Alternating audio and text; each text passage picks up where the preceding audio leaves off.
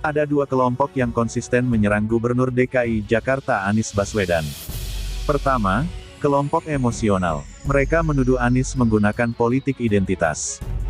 Isu ini terus mengemuka. Lebih jauh lagi, mereka membuat stigma bahwa Anies didukung oleh kelompok Islam kanan.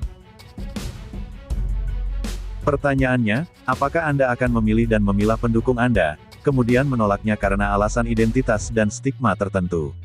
Adakah politisi di dunia yang menolak dukungan saat membutuhkan dukungan? Setiap situasi politik akan melahirkan dinamikanya sendiri. Dan itu seringkali di luar kendali sadar para politisi.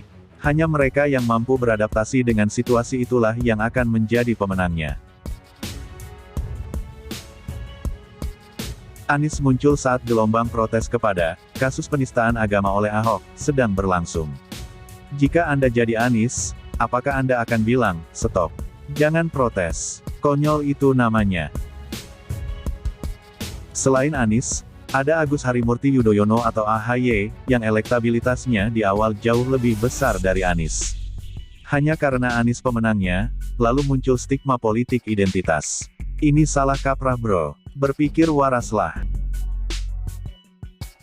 Kedua, kelompok rasional. Mereka adalah para pengusaha dan para politisi. Boleh jadi pengembang pulau reklamasi kecewa, lalu khawatir jika Anies jadi presiden. Selain pulau reklamasi tidak bisa dilanjutkan, bisnis-bisnis haram lainnya akan terganjal. Para pengusaha yang bisnisnya menabrak hukum, tentu akan ketakutan jika Anies jadi orang nomor satu di Indonesia. Mereka berupaya menghalangi Anies. Berbagai cara akan dilakukan, termasuk sewa buzzer. Satu tugasnya, serang Anies. Buzzer, atau yang populer dengan istilah buzzer RP, adalah para profesional. Mereka bekerja bukan karena benci. Mereka kerja karena ada yang gaji. Gaji berhenti, mereka juga akan berhenti. Bergantung Tuan menyiapkan upeti. Tapi, jika para pengusaha bermasalah ini gagal ganjal Anies, mereka akan beralih strategi, merapat dan merangkul. Mereka tak akan berseberangan dengan penguasa. Selain pengusaha, ada politisi. Bagi para politisi, kawan dan lawan itu bergantung situasi. Jaraknya tipis sekali. Pagi kawan, sore bisa jadi lawan. Begitu juga sebaliknya. Lihat partai-partai ketika berkoalisi. Akur, akrab, dan kompak. Nyanyiannya sama, satu platform.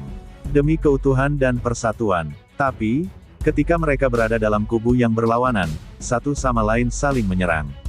Itu semua drama para politisi. Kepentingan mereka cuma satu, mempengaruhi alam bawah sadar rakyat agar memilih calonnya. Begitu juga terhadap Anies. Para politisi yang menyerang Anies itu tak ubahnya seperti drama. Saat ini, Anies dianggap mengancam kepentingan politiknya. Jika nanti partainya mengusung Anies, para politisi ini akan tegak lurus ikut garis komando partai. Termasuk PSI, jika nanti merasa lebih menguntungkan jika dukung Anies di Pilpres 2024. Begitulah politik, bukan sesuatu yang statis, tapi dinamis. Memukul atau merangkul, itu hanya soal situasi. Situasi mana yang lebih menguntungkan, itulah yang akan jadi pilihan mereka. Suatu sikap yang rasional.